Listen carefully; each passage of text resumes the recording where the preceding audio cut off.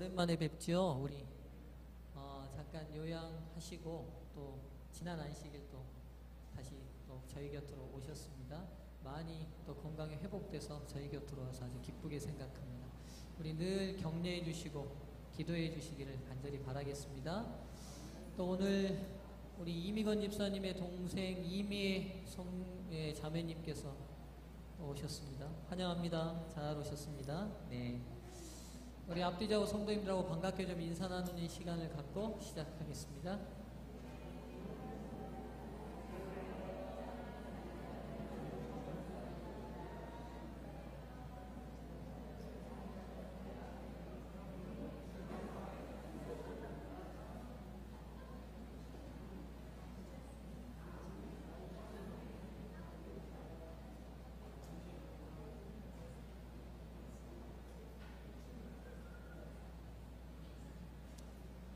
예, 여호와의 전쟁 네 번째 시간입니다. 오늘은 제가 지난 시간 어디까지 말씀드렸는지 혹시 기억하시는지요? 기억하시는 분이 계십니까?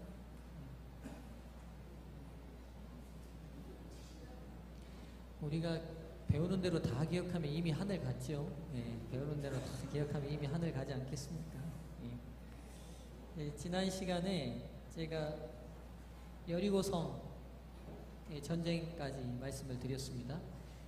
이제 여호수아 7장으로 가겠습니다. 오늘은 아간의 죄를 가지고 좀 말씀을 좀 드리겠습니다. 여호수아 7장입니다. 7장 1절부터 제가 좀 읽겠습니다. 이스라엘 자손들이 바친 물건을 인하여 범죄하였으니 이는 유다 지파 세라의 증손 삽디의 손자 갈미의 아들 아간이 바친 물건을 취하였습니다. 여호와께서 이스라엘 자손에게 진노하시니라. 여호수아가 여리고에서 사람을 베델 동편 베다웬 곁에 있는 아이로 보내며 그들에게 일러 가로되 올라가서 그 땅을 정탐하라 하매 그 사람들이 올라가서 아이를 정탐하고 여호수아에게로 돌아와서 그에게 이르되 백성을 다 올라가게 말고 2-3천 명만 올라가서 아이를 치게 하소서. 그들은 소순이 모든 백성을 그리로 보내어 수고롭게 마소서 하므로 백성 중 3천 명쯤 그리로 올라갔다가 아이 사람 앞에 도망하니 아이 사람이 그들의 36인쯤 죽이고 성문 앞에서부터 스바림까지 쫓아와서 내려가는 비탈에서 쳤으므로 백성의 마음이 녹아 물같이 된지라. 여호수아가 옷을 찢고 이스라엘 장로들과 함께 여호와의 궤 앞에서 땅에 엎드려 머리에 티끌을 무릅쓰고 저물도록 있다가 여호수아가 가로되 슬프도소이다 주 여호와여 어찌하여 이 백성을 인도하여 요단을 건너게 하시고 우리를 아모리 사람의 손에 붙여 멸망시키려 하셨나이까. 우리가 요단 저편을 족하게 여겨 거하였다면 좋을 뻔하였나이다. 주여 이스라엘이 그 대적 앞에 돌아섰으니 내가 무슨 말을 하오리이까. 가나안 사람과 이 땅 모든 거민이 이를 듣고 우리를 둘러싸고 우리 이름을 세상에서 끊으리니 주의 크신 이름을 위하여 어떻게 하시려나이까. 여호와께서 여호수아에게 이르시되 일어나라 어찌하여 이렇게 엎드렸느냐. 일단 여기까지 좀 읽겠습니다.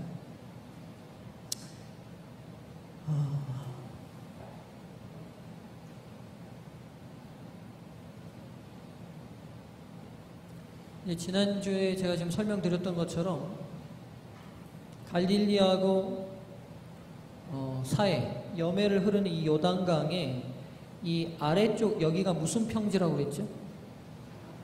무슨 이스라엘이 마지막 장막을 치고 모세가 마지막 고별 설교를 한 지역이 어디라고 말씀드렸죠?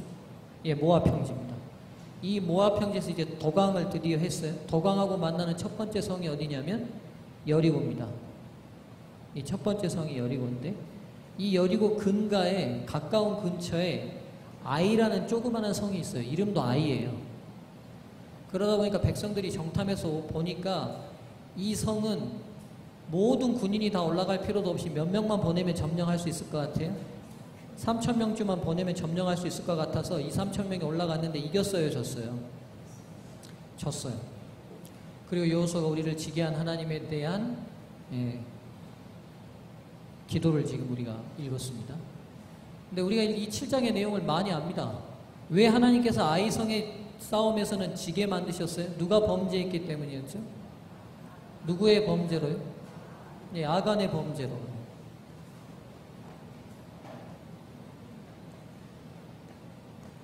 그럼 아간의 범죄의 죄명이 뭡니까?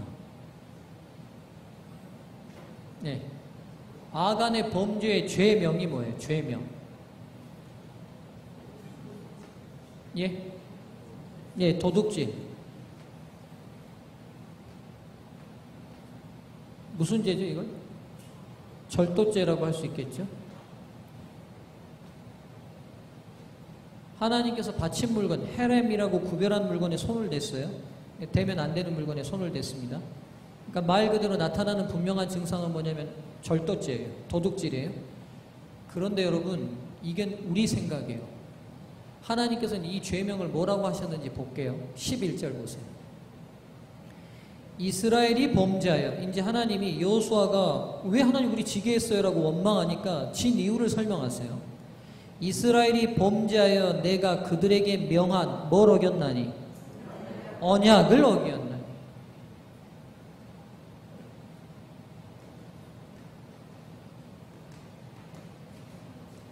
그러니까 아간의 죄명이 뭡니까? 언약 파기예요. 언약 파기죄. 그러니까 절도죄가 아니에요. 네, 절도죄는 현상을 말할 때 절도죄라고 할 수는 있지만 근본적으로 이 죄명이 뭐냐면 언약 파기죄예요. 곧 그들이 바친 물건을 취하고 도적하고 사기하여 자기 기구 가운데 두었느니라. 이렇게 말합니다. 15절 보세요. 바친 물건을 가진 자로 뽑힌 자를 불사르되 그와 그 모든 소유를 그리하라. 이는 또 뭐라고 말씀하세요? 여호와의 언약을 어기고 이스라엘 가운데 망령된 일을 행하였음이니라 하셨다라. 그러니까 근본적으로 아간이 물건을 훔친 것은 하나님 눈에 볼 때 절도죄나 도둑죄나 내 물건 훔치는 사기죄가 아니라 언약 파기죄예요. 그럼 여러분 이제 여기서 우리가 구약 성경을 이해하는 굉장히 중요한 키를 한 가지 찾아야 돼요. 역사서든 선지서든 문제가 생기고 열쇠를 찾고 싶으면 어디로 늘 돌아가야 되냐면 율법으로 돌아가면 돼요. 그러니까 여러분 언약을 파기했다는 말은 무엇이냐면 하나님과 이스라엘 사이에 뭐가 맺어졌어요? 언약이 맺어졌어요. 언약이 맺어지면 뭘 만든다고 제가 말씀드렸죠? 무슨 문서요? 다 잊어버리셨죠 이제. 네. 언약을 맺으면 그 언약의 굳건함을 위하여 무슨 문서를 만든다고 그랬어요? 언약 문서요. 언약 문서. 내가 분명히 말씀드렸을 텐데 저는 절대로 어려운 거 안 물어본다고요. 저는 웬만하면 질문 가운데 답을 다 넣어줘요. 네? 제가 공부를 못했기 때문에 못한 사람 심정을 알아요. 네, 그러니까 무슨 문서라고요? 예, 언약 문서라고요. 어디다 새긴다고요? 예, 돌에 새긴다고요. 그렇죠? 그러니까 이제 이스라엘과 하나님이 맺은 언약 문서를 작게 말하면 뭐예요? 작게 말하면 아주 요약하면 두 돌비에 새긴 십계명이에요. 십계명. 근데 십계명만이 아니라 십계명과 함께 더 많은 언약의 많은 내용들이 첨가돼서 기록됐어요. 그래서 모세의 율법 전체가 언약 문서예요. 그럼 언약이 파괴됐다 그러면 모세를 통하여 준 율법의 어느 내용에 문제가 생겼다는 걸 알게 되는 거죠. 그럼 지금 아간이 물건을 도적했다는 것은 하나님께서 뭐라고 했냐면 너희들 나와 언약 깼어 라고 말했어요. 그러면 이 언약이 도대체 무슨 언약인지를 확인하려면 어디로 돌아가면 되냐면 모세의 율법으로 돌아가서 찾아보면 돼요. 이게 성경을 푸는 키예요. 문제가 생기면 어디로 늘 돌아가냐면 모세의 율법으로 돌아가면 돼요. 그러면 물건 훔치지 말라는 언약을 맺어놨을 거 아니에요. 맞죠? 바쳐진 성에 있어서는 물건에 손대지 말라는 언약을 이미 하나님과 이스라엘이 맺어놓은 거예요. 근데 그걸 깬 거야. 그러니까 하나님께서 너희들 계약 위반이다라고 지금 지적하신 거예요. 신명기 7장 24절 25절 보겠습니다. 신명기 7장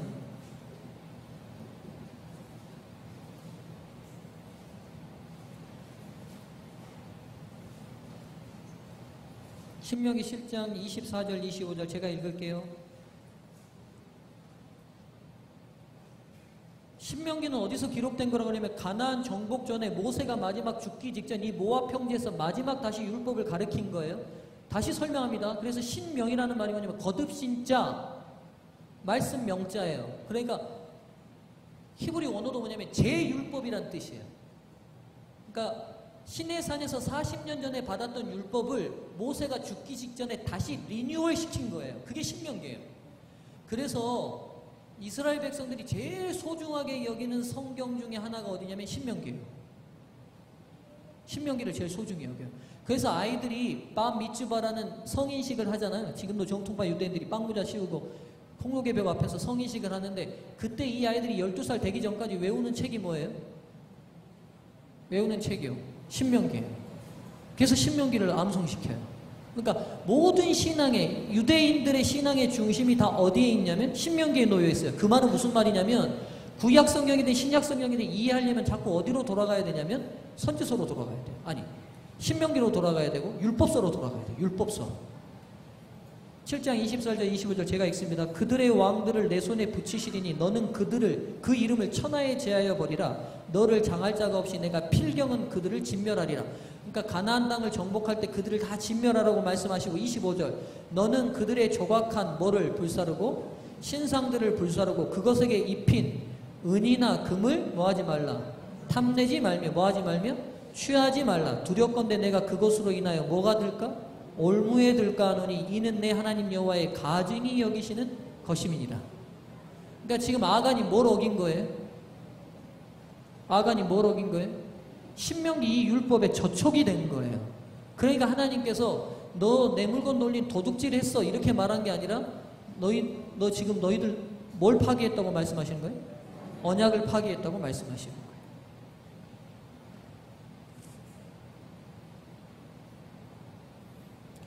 그래서 성경에서 너희가 내 언약을 어겼다라고 말씀하시면 그 언약의 내용이 다 어디 나와 있어야 맞는 얘기일까요? 신명기 아니면 모세의 율법에 다 나와 있는 말씀이어야 돼요. 하나님께서 그러니까 언제나 적용시킬 때 어떻게 적용시키냐면 무조건 감정적으로 이스라엘 백성들을 인도하시고 마음에 안 드시면 그들을 처벌하셨던 게 아니라 그들과 하나님 사이에 맺어진 언약의 내용에서 백성들이 어긋날 때 그 언약의 계약 문서를 내밀고 파기됐음을 상기시키고 다시 돌아오라고 선지자들을 보내서 호소하시게 돼 있어요. 그게 다 선지서예요. 그러니까 선지서의 핵심이 다 뭐냐면 다 신명기 율법이에요. 선지서들이 나와서 뭘 호소하냐면 하나님 율법대로 하라고 자꾸 하는 건데 그 율법의 핵심이 뭐냐면 신명기서예요. 다시 여호수아로 갑니다. 7장으로 갑니다.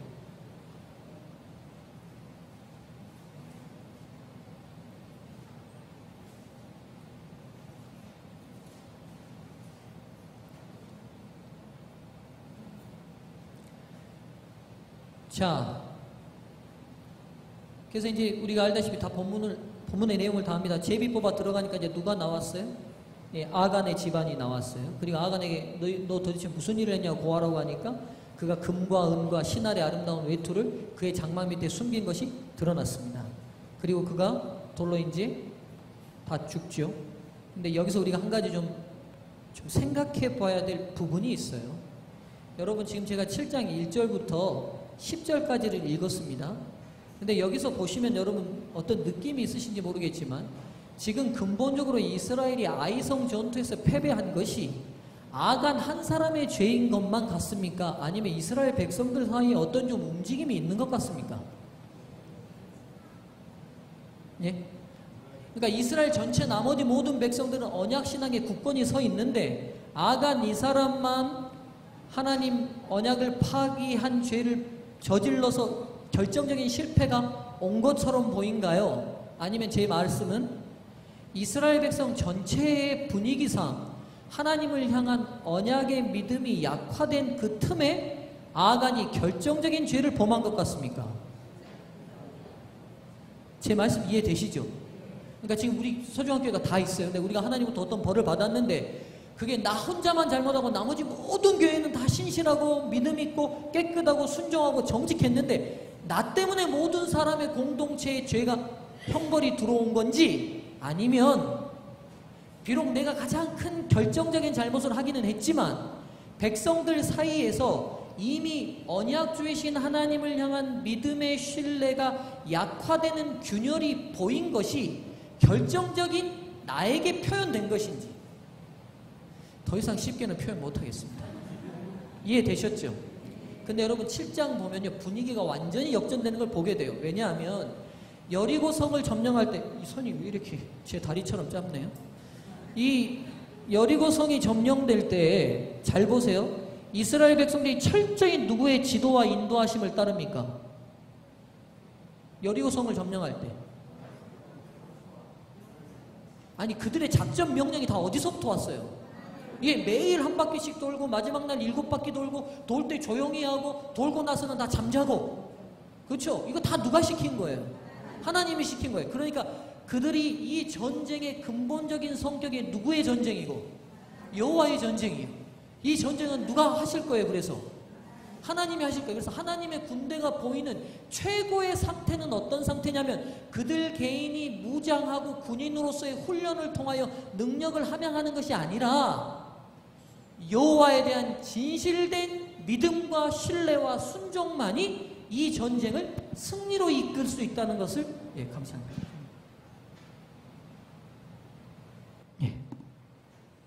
있다는 사실을 알 수 있죠.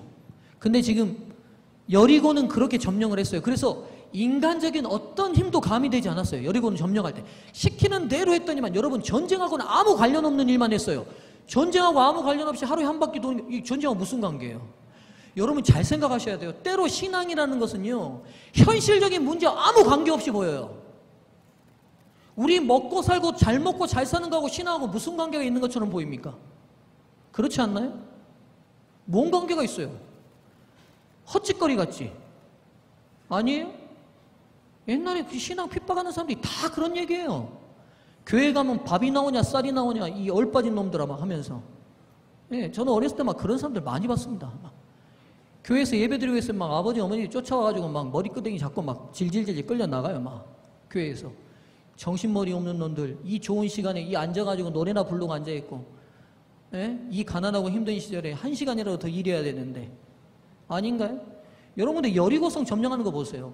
전쟁하고 무슨 관계예요? 법궤 메고 제사장들이 앞에 서고 백성들이 일렬로 줄 서가지고 하루에 한 바퀴 돌아요. 그리고는 뭐예요? 전쟁 앞두고. 때로 그래서 여러분 자요 가수 믿음의 신종은 마지막 날 7바퀴 돌아요. 믿음의 눈으로 보지 않으면 절대로 이해할 수 없는 일이 많습니다. 다 고함 지르래요. 전쟁하고 무슨 믿음으로 관계요? 보지 않으면 절대로 이해할 수 없는 일들이 많아요. 전쟁에 이기려면 여러분이 말씀을 듣고 있는 쓰잘데기 없는 집만 가르치는 게 오늘 이 시간 우리에게 요구하는 게 뭔지를 이 시간에 정확히 보셔야 돼요. 전쟁터 같은 세상 일들 다 놓고 와서 무장 해제하고 하나님 찬양하고 우리가 하나님께 보여야 될 중요한 자세는 뭐냐면 전쟁은 누가 하시니까 오직 하나님이 승리하실 것을 여호와께서 하시니까 믿음의 순종만 우리는 보이면 승리할 돼요. 수밖에 그러니까 하나님께서 없습니다. 그걸 시험하시고자 전쟁하고는 아무 관련 없는 일들을 우리에게 시키셔요. 근데 여러분 이 7장 보시면요, 여호수아부터 태도가 달라졌어요. 하나님께 묻는 자세가 없어요. 여리고를 무너뜨리고 나니까 딱 드는 생각이 뭐냐, 아이는 전쟁도 아니게 보이는 거죠. 자기들이 이긴 게 아니라 누가 이기셨는데, 자기가들이 하나님이 이기시고 그 승리만 그들이 맛본 것인데 순간 착각에 빠진 거예요. 누가 이긴 것이냐? 내가 이기고 누구의 힘으로? 내 힘으로? 누구의 능력으로? 내 능력으로? 누구의 지력으로? 내 지력으로. 그리고는 여호수아가 정탐꾼을 파견시켜요. 하나님이 시키셨어요? 아니에요. 근데 정탐꾼들의 보고가 또 기가 막혀요. 정탐꾼들도 믿음 있는 사람이 없어. 내가 볼 때는 뭐라고 얘기해야 되냐면, 여호수아여 여호와께 물으십시오. 우리가 이 전쟁 아이성을 어떻게 이길지 여호와께 물으시기를 바랍니다. 우리가 그 말에 순종하기를 원한다는데, 정탐꾼들은 또 가서 일반 전쟁 하듯이 또 정탐을 다 하고 오니까 몇 명 보내면 이기겠어요? 2~3천 명 보내면 이기겠어요? 그러니까 전쟁의 성격이 일반 전쟁으로 딱 돌아버렸어요. 인간이 작전 짜고 인간이 군대 보내고 인간이 이길 수만 있는 수 보내서 하는 전쟁으로 바뀌어버린 거예요. 이런 정신이 누구에게 표출된 거예요? 아간에게 표출된 거예요. 여러분 그래서 저와 여러분들은 원든지 원치 않든지 하늘을 함께 가는 운명 공동체고 하나님의 군대입니다. 누군가 시험에 빠지고 약화되고 실수하면 그 한 사람의 문제가 아니라는 사실을 기억하셔야 됩니다. 우리 사이에 그런 정신이, 그런 불신이, 그런 교만이, 그런 이기심이 우리 가운데 틈으로 들어와 우리 보이지 않는 모든 공동체 사이에 좀먹고 있지 않는지를 더듬어 보셔야 됩니다. 그리고 누구든 영적으로 약화되지 않도록 지켜주시고 관심 가져주시고 기도해 주시는 공동체가 되어야 합니다.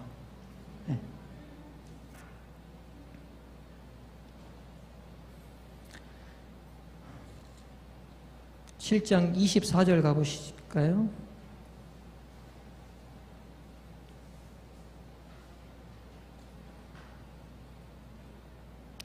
여호수아가 이스라엘 모든 사람으로 더불어 세라의 아들 아간을 잡고 그 은과 외투와 금덩이와 그 아들들과 딸들과 소들과 나귀들과 양들과 장막과 무릇 그에게 속한 모든 것을 이끌고 아골 골짜기로 가서 죽습니다. 다. 여기서 이제 아골 골짜기가 처음 나오거든요. 우리 찬미가에 나와 아골 골짝 빈들에도 이 아골이란 뜻이 괴로움이란 뜻입니다. 근데 여기서 한 가지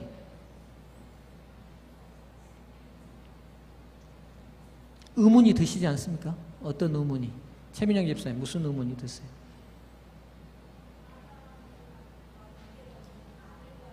예, 제가 지금 그거 말씀드리려고 해요. 정확히 짚으셨어요. 범죄는 누가 했습니까? 아간이 했어요. 아간이 했는데 누가 다 죽었어요 지금? 아들과 딸들이 다 죽었어요. 이거 그대로 그냥 보셨습니까? 그러면 뭐 우리나라는 이런 문화 속에서 살았어요. 공산주의 했던 사람들 자녀들 다 옛날에 사법시험 못 봤죠? 무슨 죄가 적용됐습니까? 연자죄가 적용됐어요. 연자죄. 그러면 성경은 연자죄를 적용하라고 할까요? 하지 말라고 할까요? 지금 아간의 자녀들이 연자죄가 적용된 것처럼 보이잖아요. 잘못은 누가 했는데? 아버지 아간이 했는데 그 자녀들까지 다 죽임을 당했거든요. 그러니까 아간이 범죄의 모든 자녀들이 다 죽임을 당한 것처럼 생각됩니다. 이런 규정도 다 있겠죠. 그러면 아버지가 잘못하면 자녀들을 다 죽여라는 규정이 있는지 어디로 돌아가서 살피면 될까요? 신명기로요. 24장 16절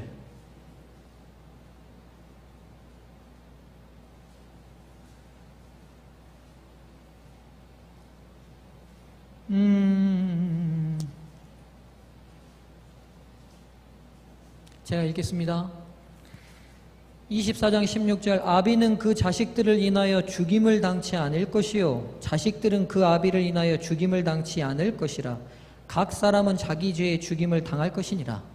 연좌죄가 적용됩니까 안 됩니까? 율법은 이거 굉장히 선진화된 법입니다. 연좌죄가 적용 안 되는 근대에 와서 안 된 거예요.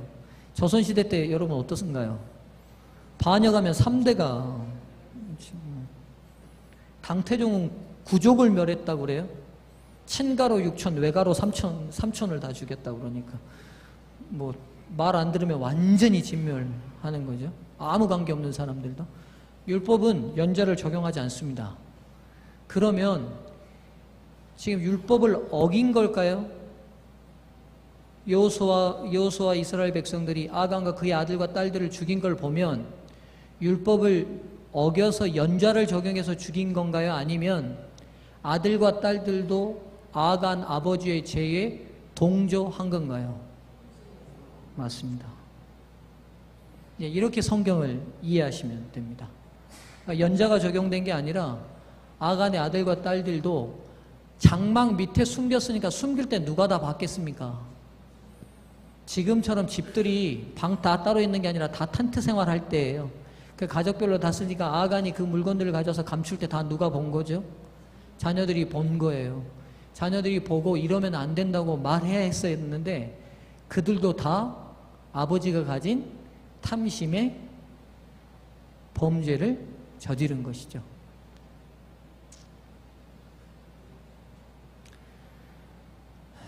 그리고 이스라엘 백성들이 다시 그들의 신앙을 여호와 중심의 신앙, 하나님을 믿는 하나님의 언약을 신뢰하는 신앙으로 이 아간 사건 이후에 다시 방향을 다시 분명히 잡습니다. 그리고 난 다음에 드디어 8장에서 아이성 정벌이 시작됩니다. 여러분과 8장에서 자세가 또 완전히 달라져요. 보시죠. 8장 1절.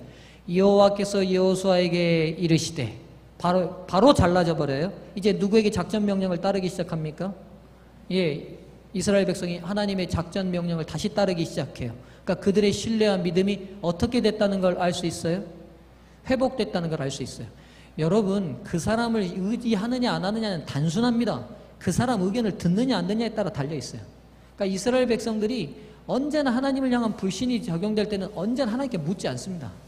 그런데 그들의 신앙이 다시 회복될 때는 나타나는 가장 중요한 증상이 뭐냐면, 첫 번째 태도가 뭐냐면 누구에게 물어요? 여호와께 물어요. 여호와께 제일 잘 물었던 사람 중에 하나가 다윗이에요. 다윗은 늘 여호와께 묻습니다. 늘 여호와께.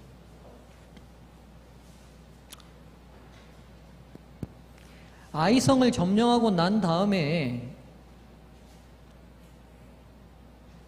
우리가 이해해야 될 굉장히 중요한 한 사건이 일어나는데요. 8장 29절입니다.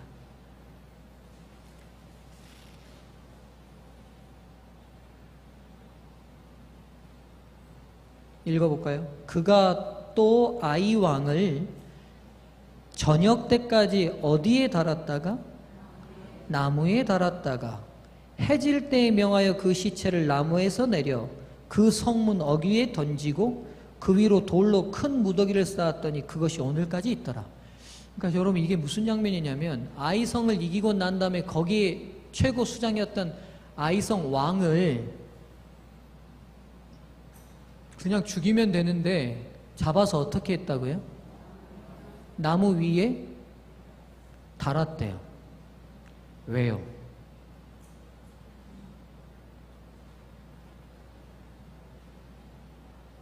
나무에 왜 달았습니까?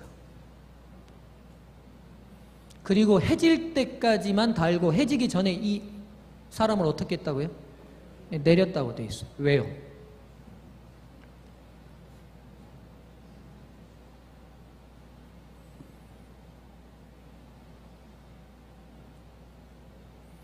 여호수아 10장으로 또 가보시죠.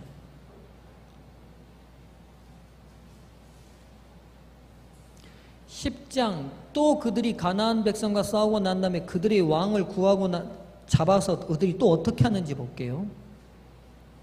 25절. 10장 25절.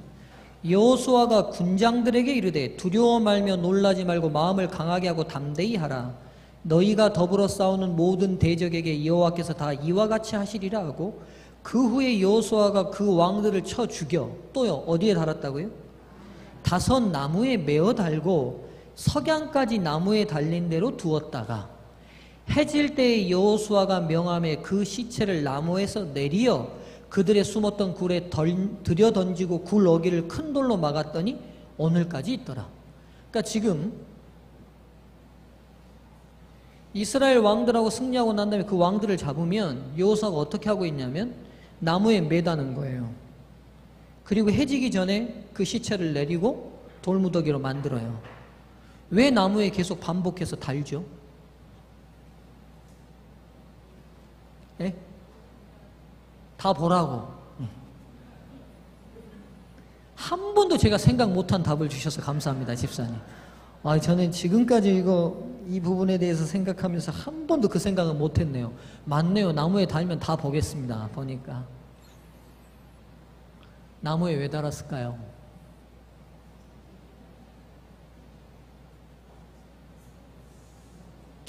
이스라엘의 처형법은 크게 두 가지가 있습니다.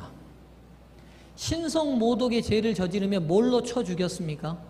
돌로 쳐 죽였습니다. 또 하나 나무에 달아 죽이는 처형법이 있었어요. 어디에 있을까요? 아니, 이게 그럼 어디에 나와야 될까요? 지금 여호수아가 이 왕들을 나무에 단 게 임의적인 방법이 아니라 믿음 있는 모든 백성들은 그들의 행동 규범이 다 어디에 근거가 있겠어요? 언약 문서에 근거가 있어요. 그럼 어디로 가보면 될까요? 또 어디로요? 윤중영 집사님, 어디로 가보면 될까요? 예, 신명기로 가보면 되겠죠. 제가 이제 가르쳐주는 성경절은 관 속에 들어갈 때 잊어버리십시오. 제가 이제부터 가르쳐줄 신명기 성경절은 어디 들어갈 때 잊어버리시라고요? 관 속에 들어갈 때요. 외우기도 쉬워요. 신명기 21장 22절 23절 펴겠습니다.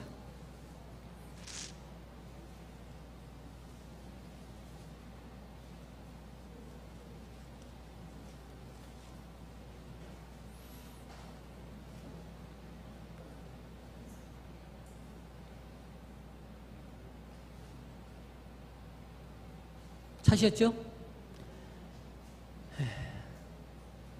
자, 천천히 읽을게요. 신명기 21장 22절 23절. 사람이 만일 죽을 죄를 범함으로 내가 그를 죽여 어디 위에 달거든 나무 위에 달거든 그 시체를 나무 위에 밤새도록 두지 말고 당일에 장사하여 내 하나님 여호와께서 내게 기업으로 주시는 땅을 더럽히지 말라. 그 다음 성경절요.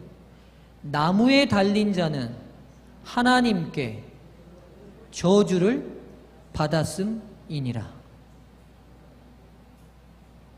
이 성경절이 왜 중요한 것 같습니까, 여러분?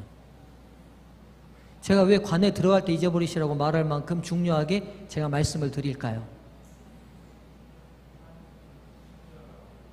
예, 장로님. 유태인들이 십자가를 그렇게 싫어했던 이유가 여기서 드러나요. 유태인들, 십자가에 달린다는 것은 단순히 아주 잔인한 형벌을 받는 게 아니에요. 유태인들의 개념에는. 율법에 정통한 유태인들은 나무에 달린다는 것은 곧 뭘 의미하는 거예요? 하나님의 저주예요. 하나님의 저주는 부활이 있어요, 없어요? 없어요. 이 부분은 너무 중요하니까 다음 시간에 따로 떼내서 다시 보겠습니다. 왜 예수님이, 제가 몇 가지 힌트를 드리면, 예수님이 제사장들에게, 빌라도에게 고발된 고발의 명이 뭐냐면 이가 자칭 메시아라고 말한다는 거예요. 하나님의 아들이라고 말한다는 거예요. 그러니까 무슨 죄냐면 참남죄예요. 참남죄는 율법에 따르면 어떻게 죽이게 돼 있냐면 돌로 쳐 죽이게 돼 있어요. 그러면 그래서 여러분 스데반도 어디에 맞고 죽은 거예요? 돌에 맞고 죽었어요. 그들의 율법대로라면. 근데 굳이 유태인들은, 이스라엘 그 당시 유대의 관원들이 왜 굳이 예수님을 십자가로 몰았냐고요? 뭐 하면 되는데? 돌로 쳐 죽이면 돼요. 그들의 율법대로라면. 근데 굳이 예수님을 십자가로 몰아간 이유가 뭐냐고요? 여러분, 그래서 십자가는요, 못 박히고 막 고통받아서 감동적인 게 아닌 거예요, 여러분. 그런 의미를 뛰어넘어요. 너무 막 그 육체적인 고통을 미워하는 십자가의 의미는 십자가의 의미를 경감시키는 거예요. 여기까지만 멈추고, 신명기 몇 장이라고요? 21장, 22절, 23절. 사도 바울이 여기서 넘어간 거예요.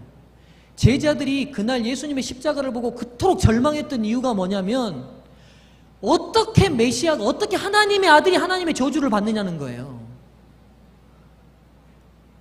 제자들이 도저히 이해 못했어요. 누구도 이해 못했냐면 마리아도 이해 못했어요. 그리고 마리아는 끝까지 희망을 안 놓쳤는데 올라가면 내려올 거라고 끝까지 희망을 안 버렸어요. 왜냐하면 논리가 안 맞는 거예요. 그들의 사고에는. 왜냐하면 하나님이 당신의 아들을 저주해? 완전히 죽이셔? 부활이 없는 죽음을 선고하셔? 안 맞는 거예요.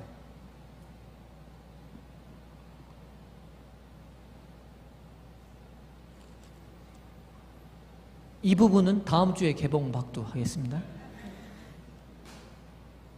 이제 다시 여호수아로 돌아가겠습니다.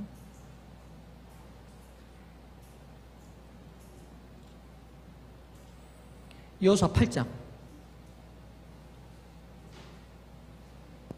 여호수아 8장입니다. 자, 이들이 보이고 있는 이제 나무 처형이 마치고 난 다음에 이제 여리고하고 아이성 2개만 점령밖에 안 했거든요. 아직도 점령해야 될 수십 개의 성이 있는데 이들이 돌연 특별한 행동을 보입니다. 이스라엘 백성들이. 보시죠. 8장 30절. 때에 여호수아가 이스라엘 하나님 여호와를 위하여 어디서 단을 쌓았다고요? 에발산에 한 단을 쌓았으니. 지금 뭐 하는 중입니까? 전쟁 중이에요. 전쟁 중인데 지금 어디로 가서 단을 쌓았다고요? 에발산으로요. 31절. 이는 여호와의 종 모세가 이스라엘 자손에게 명한 것과 모세의 율법책에 기록된 대로 철 연장으로 다듬지 아니한 쇠돌로 만든 단이라 무리가 여호와께 번제와 화목제를 그 위에 드렸으며 여호수아가 거기서 모세에 기록한 율법을 이스라엘 자손의 목전에서 그 돌에 기록하매 온 이스라엘과 그 장로들과 유사들과 재판자들과 본토인뿐 아니라 이방인까지 여호와의 언약궤를 맨 레위 사람 제사장들 앞에서 궤의 좌우에 서되 절반은 어디에? 그리심산 앞에. 절반은 어디에? 에발산 앞에 섰으니 이는 이왕의 여호와의 종 모세가 이스라엘 백성에게 축복하라고 명한 대로 함이라.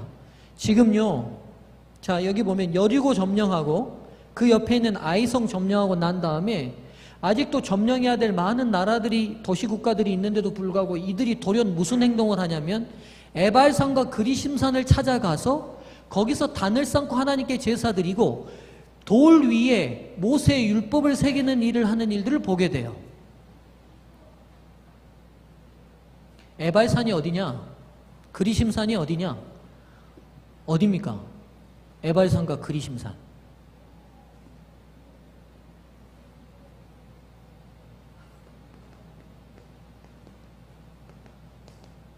세겜 땅입니다. 세겜. 세겜 하면 떠오르는 거 없으세요? 세겜. 세겜. 네. 야곱의 딸 디나가 강간당하고. 예, 아이고 집사님 감사합니다. 세겜이 어떤 땅인지 성경에 제일 먼저 어디 등장하는지 볼게요. 창세기 12장.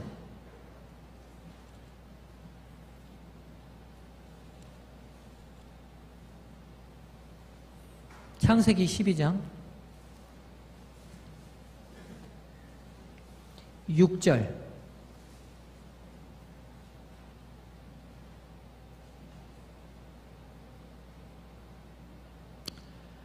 아브람이 그 땅을 통과하여 세겜 땅 모래 상수리 나무에 이르니 그때 가나안 사람이 그 땅에 거하였더라. 그러니까 모세가 믿음의 조상 아브라함의 첫 장막의 주거지가 어디냐면 이 세겜 땅입니다. 그리고요, 더 중요한 이유가 있어요. 7절. 여호와께서 그날 아브라함에게 나타나 가라사대 내가 뭘 주겠다? 이 땅을 내 자손에게 주리라 하신지라. 그가 자기에게 나타나신 여호와를 위하여 그곳에 뭘 쌓고?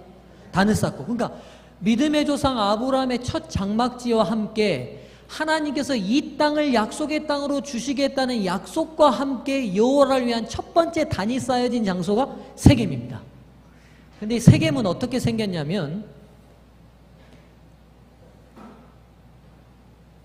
양쪽에 얕은 산이 2개가 있어요. 그리고 이 가운데 수십만이 설 수 있는 넓은 공지가 있고 여기에 마을이 형성돼 있어요. 지금도 가면 그렇게 돼 있습니다. 그리고 한쪽 산은 그리심산이라고 부르고 한쪽 산은 에발산이라고 불러요. 그리심산에서는 뭐가 선포됐냐면 축복이 선포됐고 에발산에서는 저주가 선포됩니다. 그래서 영어의 에벨이라는 영어 단어가 에발에서 왔어요. 에발에서 왔습니다. 그러니까 지금 이스라엘 백성들이 여기 잘 보이지 않겠지만 이 아이성에서 세겜은 어디쯤에 있냐면요, 이스라엘의 가운데쯤에 있어요. 여기서부터도 약 80km 떨어져 있어요. 그러면 여러분 아직 주변에 적들이 있어요, 없어요? 적들이 있어요.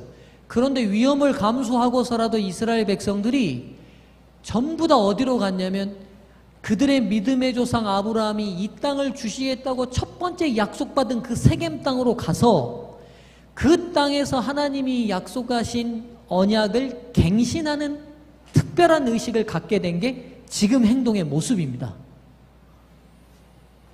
그럼 이렇게 하라는 것도 어디에 나와야 돼요?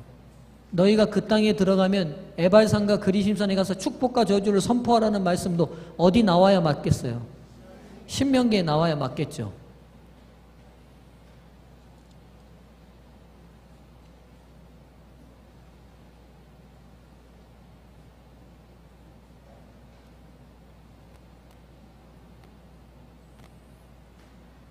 이 에발산과 그리심산에서의 언약과 저주의 선포는 모세가 중요하다고 생각했는지 2번이나 강조합니다. 먼저 11장, 신명기 11장으로 가겠습니다.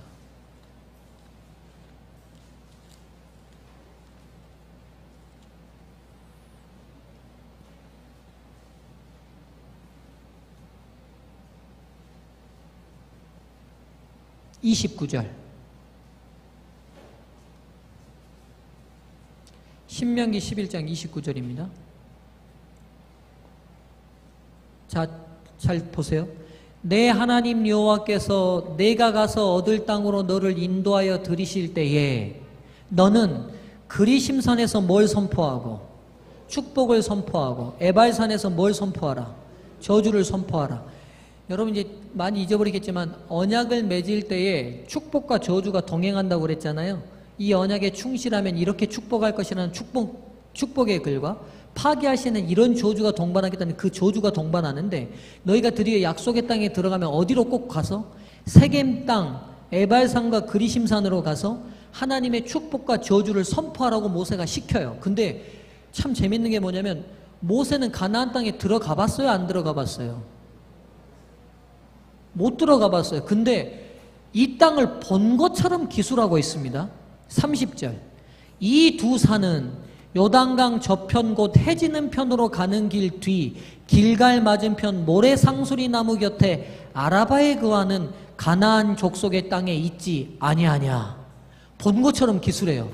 세겜 땅은 에발산과 그리심산이 있는 그리고 길갈 맞은편 해지는 저편에 있는 그 땅 아니냐. 거기 꼭 가서 축복과 저주 선포해. 그리고 여기서 한 번 말한 게 아니라 신명기 27장으로 가겠습니다.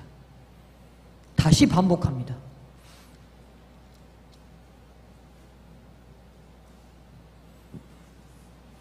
신명기 27장입니다.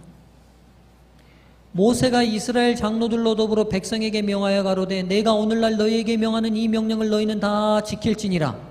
신명기 27장이에요. 2절 너희가 요단을 건너 내 하나님 여호와께서 내게 주시는 땅에 들어가는 날에 큰 돌들을 세우고 석회를 바르라. 3절 이미 건넌 후에 이 율법의 모든 말씀을 그 위에 기록하라. 그리하면 내 하나님 여호와께서 내게 주시는 땅 곧 젖과 꿀이 흐르는 땅에 내가 들어가기를 내 열조의 하나님 여호와께서 내게 말씀하신 대로 하리니 너희가 요단을 건너거든 내가 오늘날 너희에게 명하는 이 돌들을 어디에 세우고 에발산에 세우고 그 위에 뭘 바를 것이며 석회를 바를 것이며 또 거기서 내 하나님 여호와를 위하여 단 곧 돌단을 쌓되 그것에 철기를 대지 말지니라. 너는 다듬지 않는 돌로 내 하나님 여호와의 단을 쌓고 그 위에 내 하나님 여호와께 번제를 드릴 것이며 또 화목제를 드리고 거기서 먹으며 내 하나님 여호와 앞에 즐거워하라. 너는 이 율법의 모든 말씀을 그 돌들 위에 명백히 기록할지니라.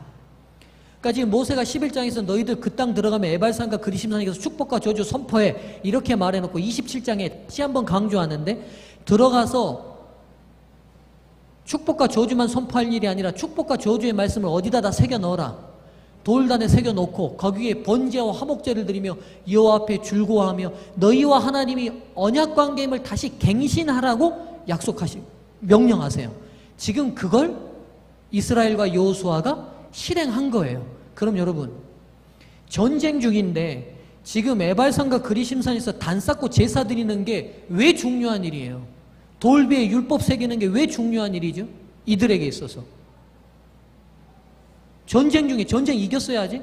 아니요. 아직 수없이 많은 싸워야 될 싸움이 다 남아있어요. 그런데도 이스라엘 백성들이 이제 2번 전쟁 이기고 난 다음에 첫 번째 했던 행동이 뭐냐면 수행해야 될 모든 전쟁을 뒤로 한 채 에발산과 그리심산을 위험을 감수하고 가가지고 백성들이 양쪽에 서서 율법의 말씀대로 축복과 저주를 선포하고 에발산에 돌 위를 세워서 그의 율법을 다 기록하고 그 다음에 번제와 화목제를 드리며 하나님과 언약을 갱신해요. 새롭게 한다고요. 왜요? 맞아요. 또요. 하나님의 나라에서 제일 중요한 건 싸움을 잘하는 군사가 아니라 믿음이 강한 군사예요. 맞죠? 하나님 나라에서 백성들의 믿음이 약해지면 아무 소용이 없어요. 즉 그들이 언제나 준비해야 될 큰 준비는 뭐냐면 그들 자신의 정체성이에요. 내가 누구냐는 거예요. 이스라엘 백성이 지금 싸움에서 땅을 많이 차지하는 게 중요한 게 아니라 내가 누구냐는 거예요. 여러분과 제가 누굽니까? 이 땅에서 넓은 아파트 살고 사업 일으키고 자식들한테 돈 많이 물려야 될 사람이 우리 정체성입니까? 아니요. 천국의 후사고 하나님의 자녀고 이 땅에 복음을 전할 하나님의 대리자들이라는 게 우리의 정체성이에요. 오늘 이스라엘 백성들이 이 에발산과 그리심산에서 다시 뭘 확인하냐면 그들의 정체성을 확인하는 거예요. 이게 무너지면 아무리 하나님이 도우려고 해도 이 하나님의 나라는 설 수가 없어요. 네, 시간이 많이 지났는데 기왕 마치고 끝을 내야 되겠죠. 그래서 부조화 선지자 499쪽은 이렇게 기록되어 있습니다. 이스라엘 백성들은 유업의 땅을 소유하기 전에 하나님께 대한 그들의 충성의 언약을 새롭게 하여야 한다. 즉 눈에 가시적으로 보이는 땅을 점령하기 전에 우리의 마음이 뭐가 돼야 돼요? 여기가 하나님의 영토가 돼야 된다는 거죠. 아무리 하나님이 우리에게 눈에 가시적으로 보이는 영토를 주려고 해도 하나님의 나라를 땅으로 유업으로 주려고 해도 이 우리의 마음의 영토가 하나님의 주권이 행사되지 않으면 에덴을 뺏기지 않았습니까? 사단에게. 맞죠? 가시적으로 누리는 모든 축복은 먼저 우리 마음에 하나님의 영토가 새겨지지 않으면 어떤 축복도 축복이 될 수 없다는 교훈을 제시하고 있죠. 한 가지만 하고 마치겠습니다. 그럼 여러분 지금 축복이 선포된 그리심산과 저주가 선포된 에발산 중에 어디에 단이 세워졌을까요? 하나님께 드리는 번제 단위. 우리 생각에는 어느 단에 세워야 될 것 같습니까? 그리심산, 축복의 산에 단이 세워져야 될 것 같죠. 근데 본문은 어느 단에 세워졌다고 그럴까요? 에발산에 세워졌다고 그래요. 저주하는 산에 세워졌어요. 왜 저주의 산에 단이 섰어요?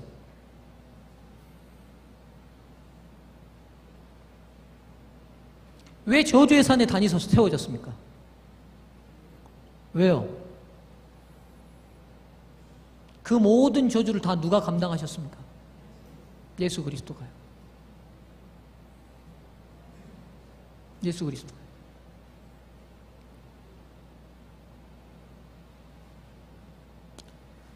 잘 들어보십시오. 화인연사께서 이 부분을 지적해 놓으셨어요. 저주가 선포된 에발산에 제단을 쌓았다는 사실은 이스라엘이 하나님의 율법을 범한 까닭으로 당신의 분노를 초래했다는 것과 희생제단이 대표한 바 그리스도의 속죄가 없었다면 당장의 형벌이 내렸을 것임을 나타내는 의미심장한 것이었다. 무슨 말이에요? 이 언약의 저주대로라면 이스라엘은 저주를 받아 마땅한 거예요. 근데 이 모든 저주를 누가 다 감당해 버리셨어요?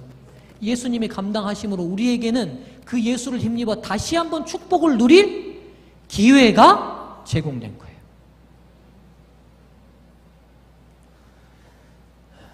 기도하겠습니다.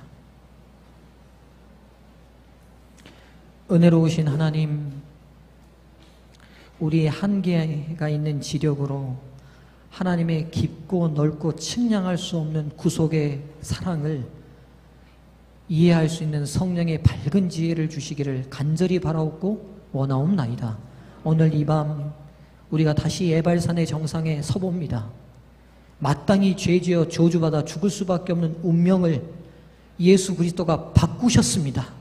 온 저주를 그분이 감당하시고 우리는 그리심산의 축복을 누리도록 우리에게 기회를 허락하셨습니다.